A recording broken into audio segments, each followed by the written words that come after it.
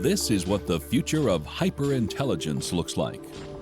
Most people no longer own cars. Instead, artificial intelligence operates fully electric, networked, self-driving vehicles. As a result, air pollution and traffic congestion plummet across the planet. Self-navigating aerial drones are on the front lines for disaster response and search and rescue missions. Most people live and work side by side with self-aware androids. These AI companions boost productivity and liberate humans from tedious tasks, completely revolutionizing modern life. I feel like I'm in a superhero movie. Today, scientists are blazing a trail to this very future. The fact that we're enabling the system to make its own decisions, I don't even know where to begin with that. I want to know what breakthroughs are being made. It's talking and it's having this dynamic conversation with you. That's the wonder. Machines can be self-aware in ways that we can't. That will forge the future to Oh my gosh, it's looking at me. hyper-intelligence.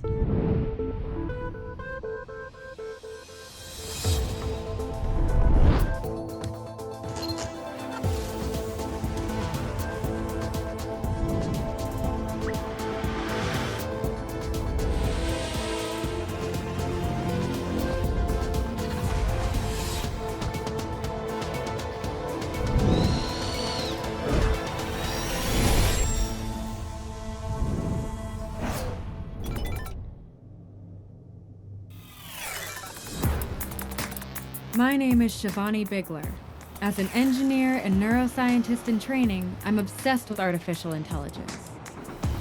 As a kid, my father took me to tech and robotics trade shows, where I became dazzled by science.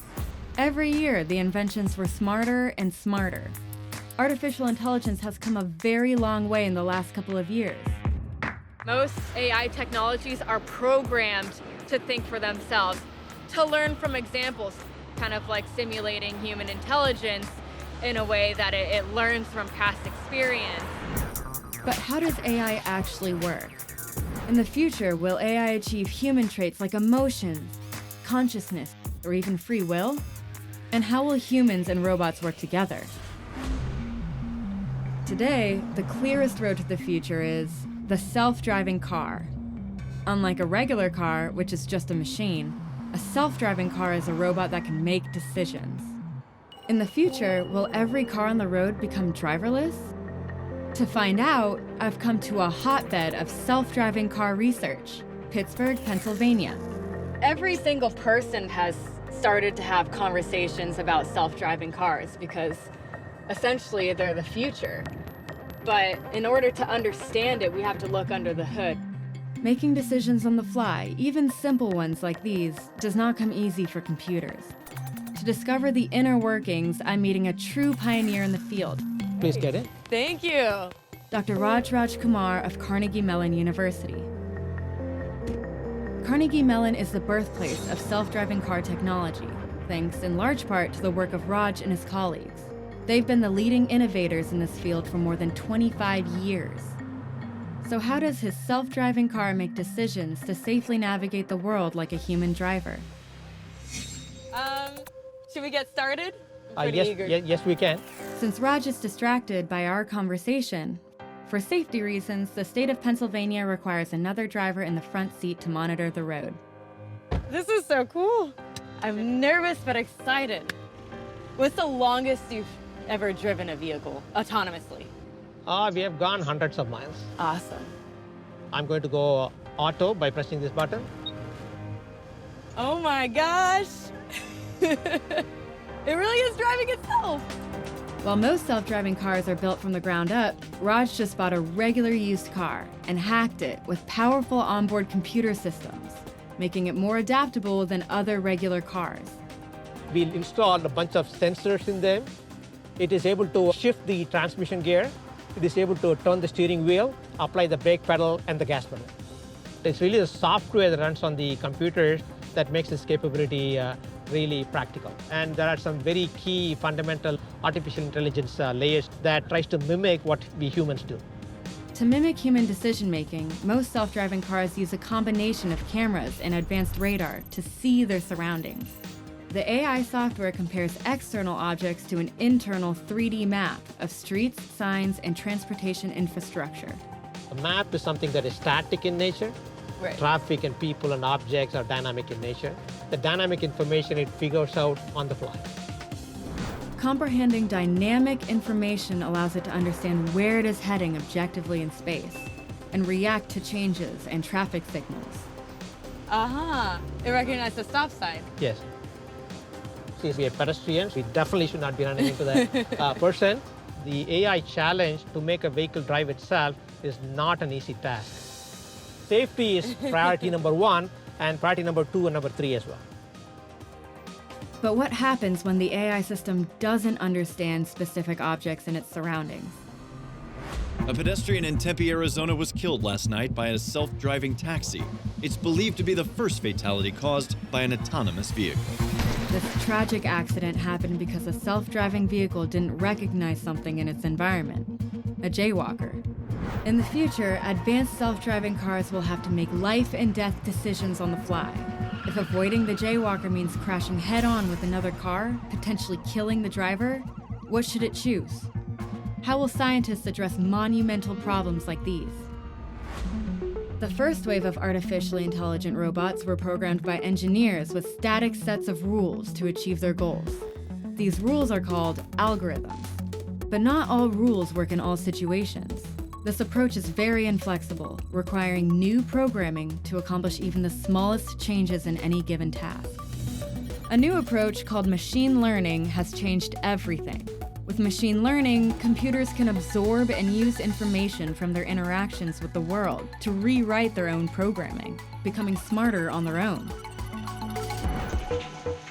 To see machine learning in action, I'm meeting another Carnegie Mellon team at an abandoned coal mine.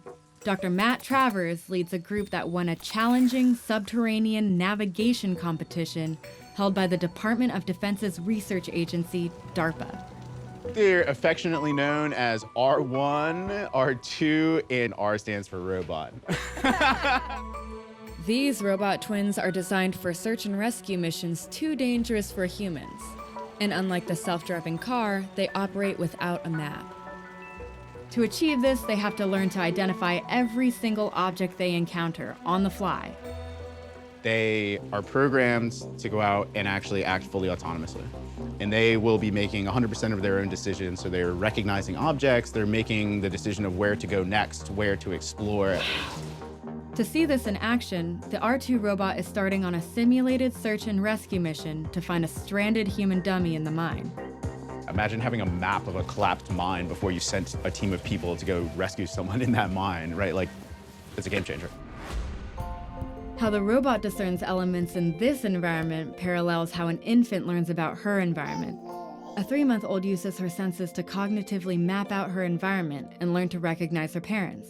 She ultimately uses this map to interact with everything in her world. Just like this robot. Okay, so we ready to roll? Artificial intelligence makes this learning curve possible.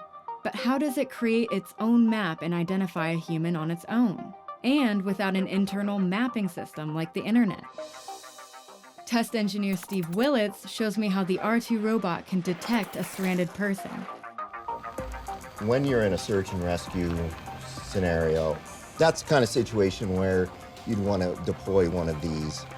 As it explores and maps the cave, it drops devices called signal repeaters to create a Wi-Fi network trail. It drops those just like breadcrumbs along the path. Using this network, the robot sends data back to home base to create a map. At the same time, the robot must look at every single object to identify the stranded human. So the LiDAR system is giving a full laser scan. LiDAR stands for light detection and ranging. Similar to its cousin, radar, which uses radio waves, LiDAR systems send out laser pulses of light and calculates the time it takes to hit a solid object and bounce back. This process creates a 3D representation of the objects in the environment, which the onboard computer can then identify. This process is similar to how the eye feeds visual data to the brain, which then recognizes the objects by tapping into our pre-existing knowledge of what things look like. By fully understanding its environment, R2 can then make better decisions about where to go and where not to go. What our robot's doing right now is exploring. So the robot came to a junction, and off to the left, it could see that it couldn't get past. Right. So it saw the opening to the right, and that's where it went.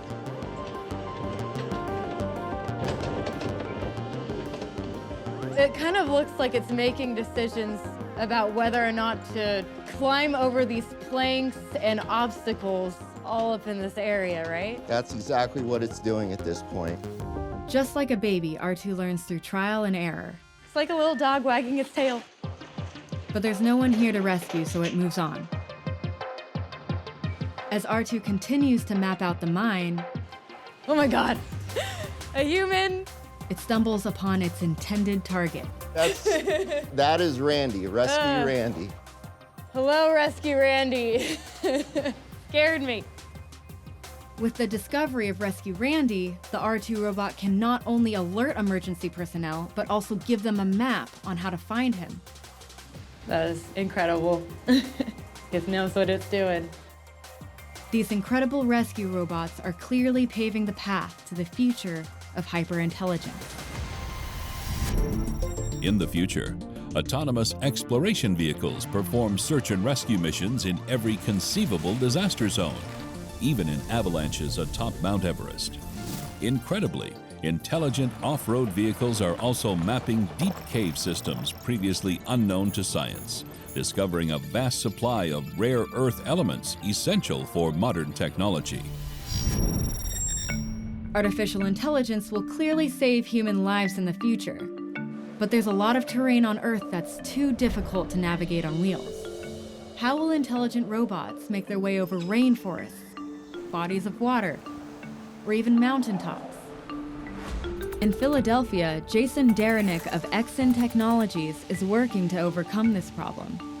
What we focus on is autonomous aerial robotics to enable drones to safely navigate in unknown or unexplored spaces.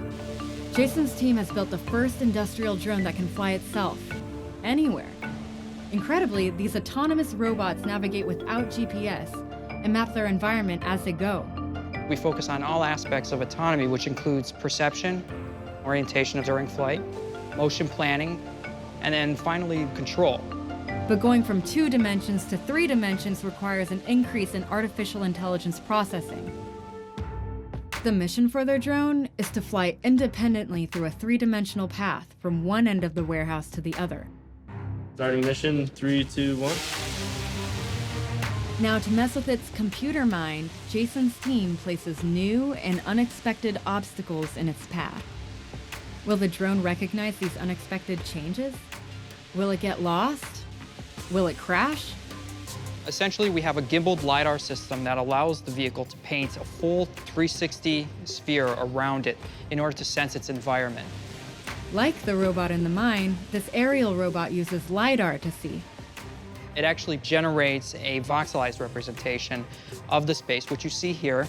And each one of these cubes in the space, it's trying to determine whether that cube is occupied or whether it's free space. The robot's onboard computer makes real-time decisions of where to go based on its visual input. Kind of like us humans. Incredibly, the drone recognizes the whiteboards and flies around them. One of the things about this system that make it particularly special is that it's actually being used in the real world to keep people out of harm's way. Autonomous drones like these are already at work in hazardous industries like mining, construction, and oil exploration. They safely conduct inspections in dangerous locations and create detailed maps of rough terrain. From a technological perspective, the fact that we're able to do everything that we're doing on board, self-contained, and enabling the system to make its own decisions, I don't even know where to begin with that. Self-flying robots like these will revolutionize search and rescue and disaster response. They could also transform how packages are delivered. But there are limits to what large, single drones can do. More complex tasks will require teams of small, nimble, autonomous robots. Dr. Vijay Kumar at the University of Pennsylvania is working with swarms of drones to perform tasks like play music or build structures cooperatively. He's also developing technologies to tackle some very big problems, including world hunger. In a couple of decades, we'll have over 9 billion people to feed on this planet. Of course, that's a big challenge. To take on a task this big, he's building an army of small flying robots with the ability to synchronize. We think about technologies that can be mounted on small flying robots that can then be directed in different ways, like a flock of birds reacting to a predator or a school of fish. You have coordination, collaboration, and it all happens very organically. Using AI to get robots to work as a coordinated, collective group is a daunting task. 3-5 years ago, most of our robots relied on GPS-like sensors. Today, we have the equivalent of smartphones embedded in our robots, and they sense how fast they're going by just looking at the world, integrating that with the inertial measurement unit information, and then getting an estimate of where they are in the world and how fast they're traveling. This I gotta see, and I'm gonna check it out virtually as a robot. I'm at UPenn, remotely in Vijay Kumar's lab. Sample my surroundings. Oh, I hit something. Hello. Hi. Vijay's apprentice, Dinesh Thakur, is my guide. Today we are going to show robots flying in a formation. Great, can we see how that works? Sure, yeah. The first step Dinesh takes in coordinating the drones is to provide them with a common point of reference. In this case, a visual tag similar to a basic QR code. Using only the onboard camera, these drones reference the code on the tag and visualize where they are in space. Using sophisticated bio-inspired algorithms, the drones then figure out where each other drone is within the collective swarm. These drones are communicating with one another, right? Yeah, right now they're communicating over Wi-Fi. It's so cool. Future versions of these drones will create their own localized wireless network to communicate. But for now, this swarm is a proof of concept. You've defined a formation and then they're assuming that formation? Yeah, I just say I want to form a line and the drones themselves figure out where they should go. Once they figure out where they are in relationship to each other, they can then work together to accomplish a shared goal, like ants working as a collective entity. Once they can coordinate between each other, we can send them out and doing specific missions. That's really cool. Swarms of flying robots have their advantages. Unlike a single drone, self-coordinating swarms can perform complex operations, like mapping, much faster, by working in parallel and combining their data. And losing one drone in a swarm doesn't doom the whole operation. Vijay imagines employing his advanced swarm technology to work on farms. This precision agriculture will help feed the world's growing population. We'd like robots to be able to roam farms and be able to provide precise information about individual plants that then could be used to increase the efficiency of food production. That would be a huge impact in a world. This is our duty as responsible citizens and as responsible engineers. This high-flying approach towards resolving the problems of the future is definitely a path I can get on. In the future, artificial intelligence coordinates flocks of drones to protect the environment and boost the food supply. To combat the negative effects of climate change on agricultural crops, robotic bees assist with pollination in orchards and on farms, making them more sustainable and productive. Fish-shaped underwater robots automatically deploy at the first sign of an oil spill. These drones create a barricade to rapidly contain spills, saving marine life and oceans across the world. Modern society has a long history of building robots to do work that's dangerous, difficult, or too repetitive for humans. AI is poised to automate all kinds of tedious work, ranging from factory work to taxi driving to customer service. While some are worried that smart robots will replace human labor, that's not necessarily the case. As a sector, artificial intelligence is expected to generate 58 million new types of jobs in just a few years. So what will the future of human-robot interaction mean for our work and livelihoods? I'm at the Massachusetts Institute of Technology to meet Dr. Julie Shaw. She's leading groundbreaking research in human-robot collaboration. My lab works to develop robots that are effective teammates with people. Julie and her team are creating software that helps robots learn from humans, even giving them insight into different human behaviors. By being aware of real people, robots can directly work and interact with them.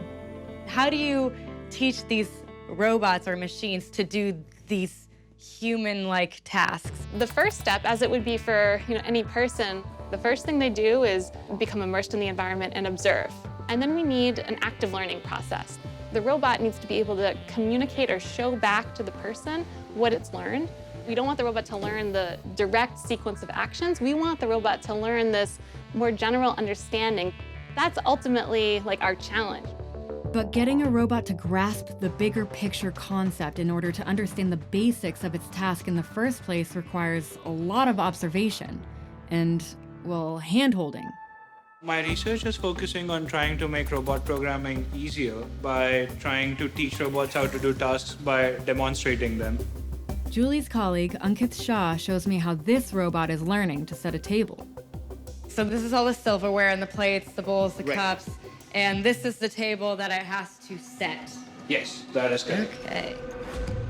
As any parent knows, the first step in helping a child to learn is to model the desired behavior. It's the same with machine learning. In this case, the AI robot recognizes the objects with a visual tag similar to a QR code, and for 2 weeks, it observes Ankit setting a table. So did you pick up an item and then place it on the dinner table? That's basically what we did. And based on that, the robot learns what it means to set a dinner table. Dynamic tasks like setting a table or doing laundry are easy for humans, but incredibly hard for robots. The software has difficulty with so many variables, and even subtle changes in their environment can throw them off. One of the things which I like to do is to actually hide some of the objects, so it's not going to see the spoon. And the reason we do this is we want to show that the robot is robust to some of the disturbances in the task. The robot's software has learned what each object is and where it goes. Now, let's see if it's learned the concept and can think dynamically to set the table. So you can just pick up the card. Here we go. I've revealed the spoon. Incredibly, the robot recognizes the spoon and instantly places it next to the bowl. This reveals that the robot has learned the concept and executes the right action dynamically. In the process, the software is continuously writing and revising its own computer code. Basically, it's learning.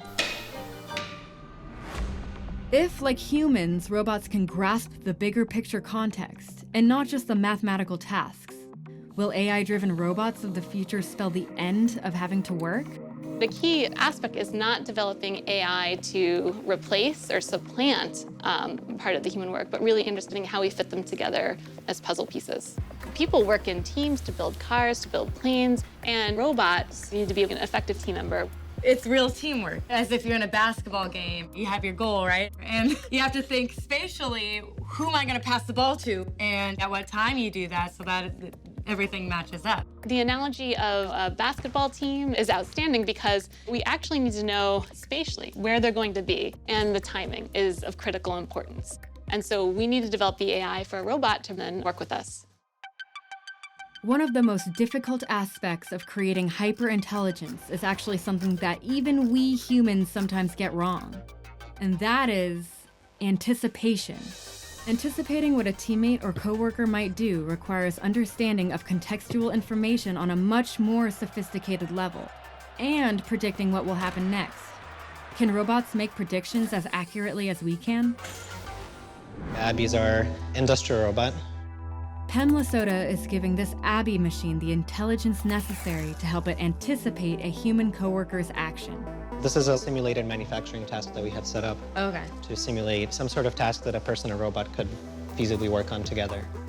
For safety reasons, actual human-robot interaction is, at present, fairly minimal.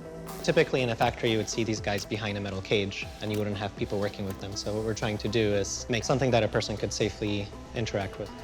What is human and robot supposed to do together in this task? In this task, a person's placing fasteners in some surface of a plane and a robot applying like a sealant over to seal in. Okay, can we see it happen? Sure. In order to work together, the robot must first be able to see and recognize the actions of its human counterpart and adjust to the person's every move. Ooh, feel like I'm in a superhero movie. So the cameras in the room can see these lights and track your hand so that your hand doesn't get cut off by the robot. That's right, yeah. So the cameras and the lights basically work as eyes for the robot. So that's how the robot knows where I am. The monitor shows the visual representation of the room that's inside the robot's mind. So this is what the robot might be doing if, I'm not in its way and the robot's just sealing and I'm not supposed to be here. PEM does something the robot has no way of expecting. If I put my hand in a robot's way. Oh, wow. By quickly understanding this human action, the AI software reacts accordingly. By stopping. It's important to be able to share the workspace. Building on this sense of teamwork, PEM's next step is helping Abby anticipate where he will move next, based on subtle, contextual cues. So in this case, the robot will not only track which actions I've done so far, but also anticipate which portion of the space I'm going to be using. Okay. And when it's planning its own motions, it'll avoid those locations so that we can more seamlessly work together. Oh, so okay. what you'll see now is after I place this bolt, the robot's going to predict I'm going to go to this one next. So what you'll see is it'll behave in a different way. So now that I place this bolt, the robot kind of takes a more roundabout path that allows me and the robot to work more closely together. And I don't have to kind of worry about it crashing into me because I can see that it's trying to avoid me. So similarly on this side, I place this bolt. You see the robot takes a more kind of like roundabout path. Yeah, because you're going to go there like next. It's slowed down because it's close to me. Right. Work together at the same time. So not only is the interaction more efficient in that the robot's not spending too much time standing still, it's safer because the robot's not constantly kind of almost hitting me, and also feels nicer for the person working with the robot. I really love this theme of teamwork. Programming robots to coordinate with us and anticipate where we will move won't only revolutionize the workplace, but it will also change society at large. In the future, the coordination of man and machine is so advanced that this collaboration increases productivity and accuracy in most industries. AI robots now accompany surgeons in hospitals across the globe. They anticipate the doctor's needs and hand them the appropriate medical tool just before it's needed. This dramatically reduces surgery times and human error. As machines become smarter in their interactions with humans, will they ever develop consciousness? And will artificial intelligence actually surpass human intelligence? While some machines have exceeded human ability in games like trivia, now we come to Watson, and chess, these AI systems were designed to master just a single skill. These programs use brute force computer processing power and specially tailored software to beat their human opponents. To achieve the holy grail of hyperintelligence, scientists must develop systems with flexible, human-like abilities to both learn and think. This form of smarts is called artificial general intelligence. I'm back in New York City on my own campus at Columbia University to meet with Dr. Hod Lipson. Hod's lab is developing creative robots that paint original artworks, self-assembling robots, and even robots that learn about their world without human assistance. But his ultimate goal is even more ambitious. Can a machine think about itself? Can it have free will? I believe that, in fact, machines can be sentient, can be self-aware in ways that we can't. As a neuroscientist, I know we've only scratched the surface of our scientific understanding of how consciousness works in humans. How could one possibly use computer code to put this transcendent feature into a robot? Our hypothesis is actually very simple. It is that self-awareness is nothing but the ability to simulate oneself, to model oneself, to have a self-image.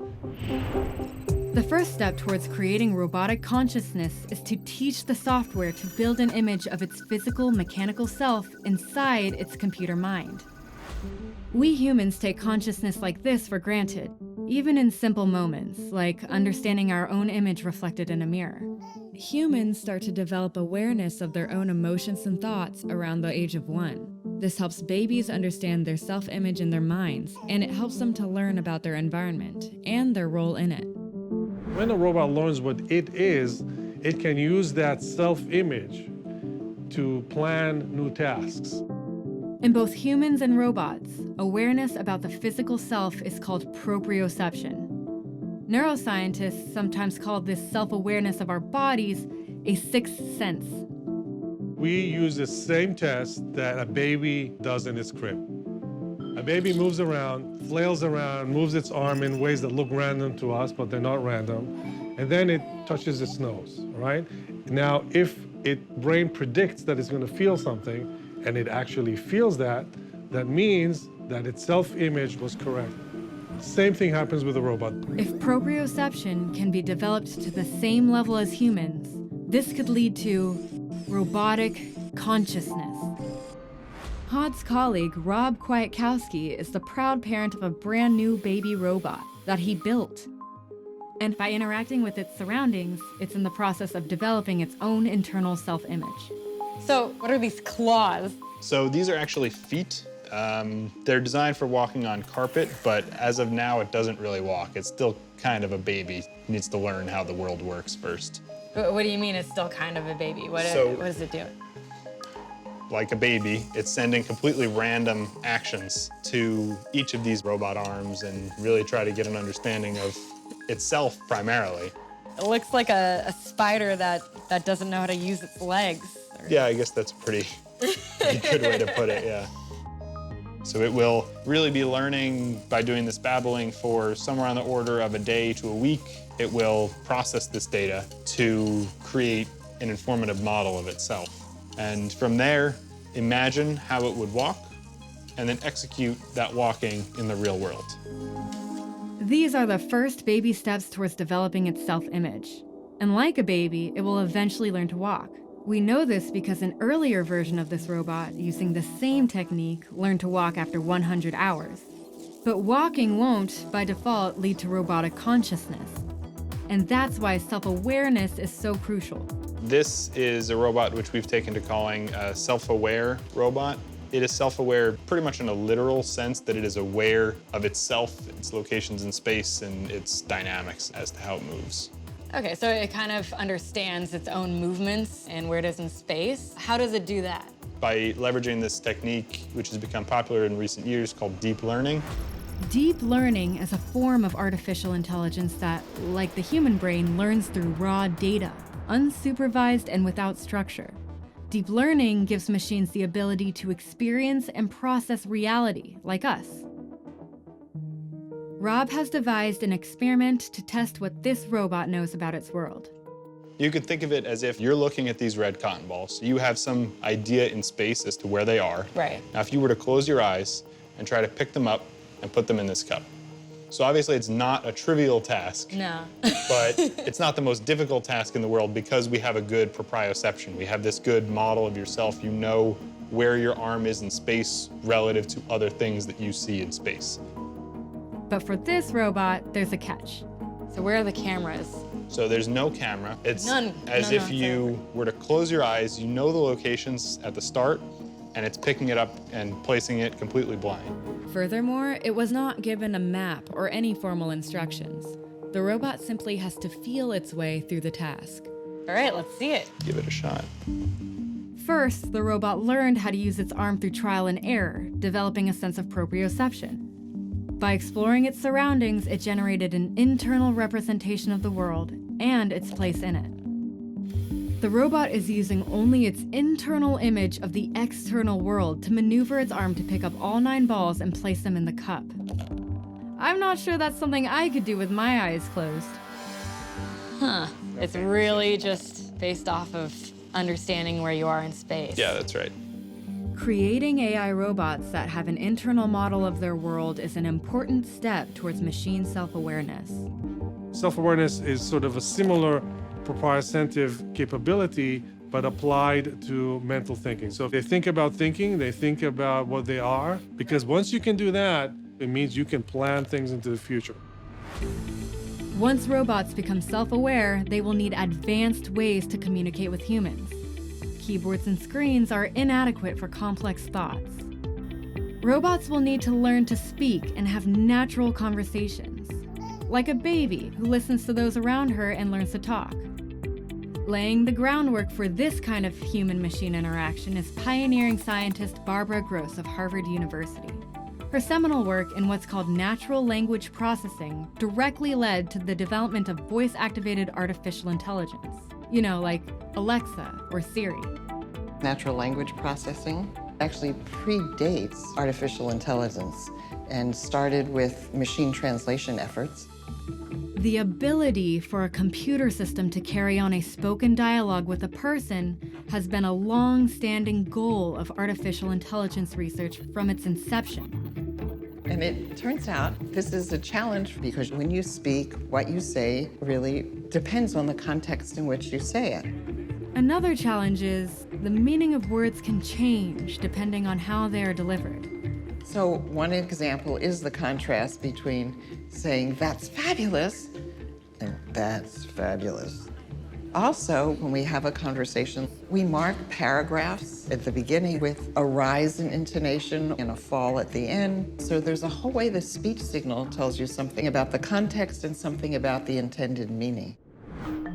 Barbara's early research led to methods for programming computers to understand the meaning of spoken language by using clues from a person's tone and context. So let's flash forward. The speech systems are amazing now because there are lots of recordings of people speaking that they can build their systems on. As a result, AI has gotten much better at understanding what people say. However, there is still room for improvement. The systems that do exist are pretty much focused on very narrow tasks. Let's take Siri and Alexa as examples. They're mostly oriented around a single question or a single request. And they presume that anybody will stay within the range of behavior that the designers imagined. So, researchers are turning to machine learning. By training AI with hours and hours of human conversation, they can learn to better understand the context of how humans converse. Future versions of this technology will allow us to have natural conversations with our computers. One of the things that's amazing to me is that the fields have succeeded so well that there are devices out in the world that people use every day. I never dreamed that would be the case in my lifetime. Hyper-intelligent natural language AI will change the way we interact with our computers and robots. But this advanced technology will never reach its full potential as human companions until it looks convincingly like us. I'm in Los Angeles to meet Hao Li. His company Pinscreen is giving AI a human face. They're developing cutting-edge techniques to create hyper-realistic digital avatars in an instant. One of the hardest things to bring to the virtual world are humans, right? And specifically faces. To create believable faces, Hao is relying on complex AI algorithms. It's an artificial intelligence that actually digitizes yourself into the computer by just looking at a single image or partial information. And it's not just a 3D model, a static one, but it's one that can also be animated and brought to life. Other methods of generating lifelike avatars need to capture multiple angles of a face in motion, and they can take hours to render, but not Pinscreen's technology. I can show you real quick how this works. Do you want to see? Yeah. Incredibly, his software also allows him to superimpose any face he wants in real time. So if I do this blue face is basically a face tracker. So in real time, it's actually modeling my face in 3D. So if I move around my face, the blue mask is basically a three-dimensional representation of my face. Wow. It's kind of like a green screen. Sort of like, right? Like a Hollywood CGI film, the computer dynamically models Hao's face and tracks his movement on the fly. Click on him, turn myself into Putin. Wow. Right? And it's basically generating the whole thing in real time right now. Oh my gosh. I feel like Putin's talking to me right now. Political leaders aren't the only thing How can generate. You're gonna be Tom Cruise. There's Audrey Hepburn. Oh wow, look at you. You're so pretty. It's generating all the pixels in real time. These teeth are never seen in this picture. So it's predicting what your teeth would end up looking like? These aren't even your teeth. Yeah, these are not my teeth. It's actually generating. Oh my goodness. How believes that software like this will give a more human face to the digital world. Ultimately, this will result in friendlier-looking androids and even virtual beings. I have been hanging with my dog for a while. Do you have pets? I have 3 toy poodles. Someday, we're actually going to interact with virtual beings that are going to assist us in our life. Imagine instead of talking to Siri or Alexa, you're talking to a face, right? And it's the best way to communicate is to have a face-to-face communication. And AI provides you perfect companionship. This kind of technology will give AI a face that most people can relate to. Are you human or are you artificial intelligence? That is a very interesting question. I think I am human, but I am artificial intelligence. Hyper-intelligent companions could usher in a more helpful and hopeful world. In the future, AI-powered virtual beings that look, talk, and even think like real humans are commonplace. These holographic assistants take care of many aspects of daily life, ranging from fashion advice to business consultation. Their faces and wardrobes can be customized depending on their role. When a doctor is required, these virtual assistants play the part and are always on call. Armed with the latest medical knowledge, they accurately diagnose most common diseases. The same technology is also capable of capturing the image, voice, and life story of loved ones. After death, these virtual friends and family are always a part of our lives. Even if engineers can create lifelike robots that look like humans, called androids, in order for AI to become true companions, people will need to feel comfortable embracing these androids figuratively and literally. I'm outside San Diego to meet Matt McMullen, the founder of Robotics. Matt is building androids that people will want to embrace, physically. The goal is to create not only a robot, but an AI that are both appealing enough that someone would feel like they were actually getting to know someone, not something. Once the sculpting and casting is complete, members of Matt's team mold the silicone skin on an actual functioning robot. The faces are actually modular. The face just literally comes off. Yes, it does. The idea is you create one robotic head and a whole bunch of different characters that can all run on that same head. So all of the things that move in the face are actuated by these magnets that are in the skin. Matt's team of programmers use artificial intelligence to create advanced chatbots for these robots. The goal is for them to have natural conversations with their companions. It's blinking. Yeah, she's a blinker. This is a test of my system. Oh my gosh, it's looking at me. Hello, how are you today? I'm okay. I'm fine. I'm doing just fine. How are you? Why do you ask me that? You know, because I care about your feelings. Speech is only one aspect of human communication. Facial expressions are hugely important in social interaction. So Matt is incorporating this non-verbal communication into his androids. The vision system that we're working on, she'll be able to look at you and detect your emotion by the expression on your face, by the temperature of your skin, and all these other things. Communication verbally and non-verbally, or is key, right? Yes, exactly. It looks remarkable. It's moving, it's talking, and it's having this dynamic conversation with you. That's the wonder. I can imagine some people might walk in here and say, oh, look, a sex robot. The thing is, to make a really impressive and good sex robot, you actually have to make a good robot in the first place. But I think that the longer term goals are going to be to create these systems for people to use in whatever way they see fit. Matt is building these androids for a wide range of applications. We're creating human-like robots that we think can be used for a huge variety of things. For people who are lonely, whether they're old or maybe they're socially isolated, or maybe they suffer from social anxiety. Androids with a friendly face could keep the elderly company and monitor their health. Armed with artificial intelligence, these androids could take on other qualitative roles. I think therapy is a huge one. Using the robot as a safe conduit for communication and letting people really open up because they don't feel like they're being judged by something like this. Yeah. Companion androids like this will forge a future where nobody will ever have to feel alone again.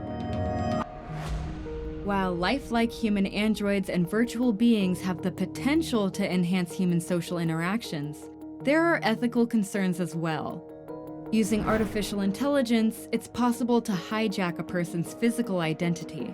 There's one very big problem in the whole thing, which is privacy. What if I would do something harmful to you? And when you say harmful, you mean reconstruct somebody and have them say something that they would never say or never do. Right. Digital fabrications like this are already emerging online in what are called deepfakes. I can go on your website, take a picture from it, and then create some content with it without your consent. Also dangerous, swarms of AI-driven drones could be used in terrorist attacks. Can drones be weaponized? Of course they can be weaponized. These scientific breakthroughs yield results that can oftentimes be used against humans. So you have to be held accountable for what you developed, and it's our moral responsibility to think about the broader consequences. When it comes to ethical considerations like these, I still feel hopeful that science, technology, and human ingenuity will find solutions to these big problems. The potential for artificial intelligence to profoundly improve society, to improve jobs, to improve healthcare, to improve education is enormous if we do it the right way, trying to build computer systems that assist them in doing what they're doing better. Technology is more likely to provide some tools that will allow us to become superhuman, augment our intelligence, to make better decisions and to get better insights about the world. Future versions of this technology will become even more intelligent than us humans. I believe there's no doubt robots will exceed human capability. I mean, the path is very clear. Whether it's going to take 20 years or 200 years, this is maybe the most powerful technology we've ever invented. The potential of AI is limitless. Whatever big idea you can think of, you can ultimately probably program a robot or a computer to carry out your vision. And in the right hands, this technology has the potential to radically transform every part of daily life for the better. A true partnership with hyper-intelligent robots, with their intentions aligned with our own, will transform humanity for the greater good.